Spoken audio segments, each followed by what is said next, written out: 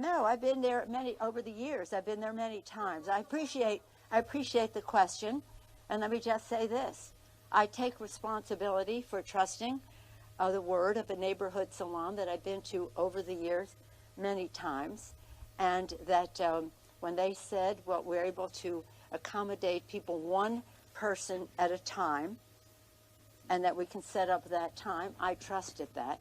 As it turns out, it was a setup. So I take responsibility for falling for a setup. And that's all I'm going to say on that. Anything else? Can you expound on the Excuse me?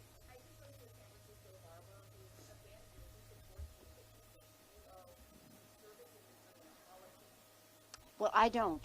I think that that this salon owes me an apology for setting up. But I will say this, in fairness to him and sympathetic to him, we have to get our country moving again. And I will not let this subject take away from the fact that we have 180,000 plus people who have died from this virus. Since we passed the bill, more than half of those people have died since we passed the legislation. 4.6 million, I know, 4.6 million have become infected since we passed the legislation. And there are answers. There are scientific answers for this. 96,000 people have died since we passed the HEROES Act. So they want to jump on this. I think it's really important for us to pass the bill so in a scientific way we can address the virus and we can bring people back to work.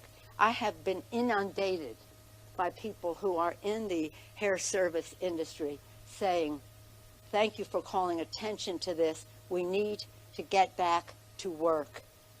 We need to get back to work. And many of them annoyed at the setup that was there for a purpose that has nothing to do with ending the crisis. Any other questions? My understanding that you reached out to the salon. I said that's an answer I'm going to answer. That's all I'm going to do.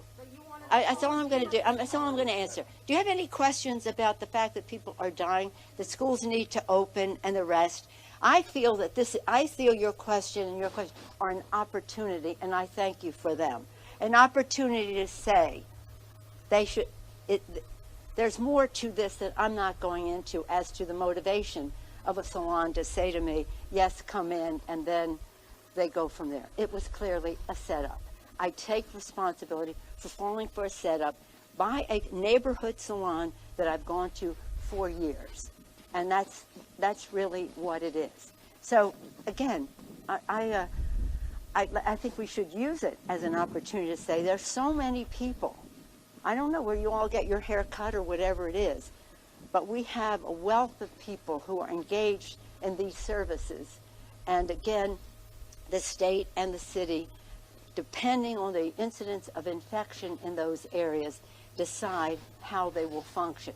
If the salon is saying that we're able to do this, and they're not, then they should not have said that, and they should not have been open for me to go there. But we trusted a neighborhood salon that I'd been to for years. Any other questions? I do have a question about the Families First Act.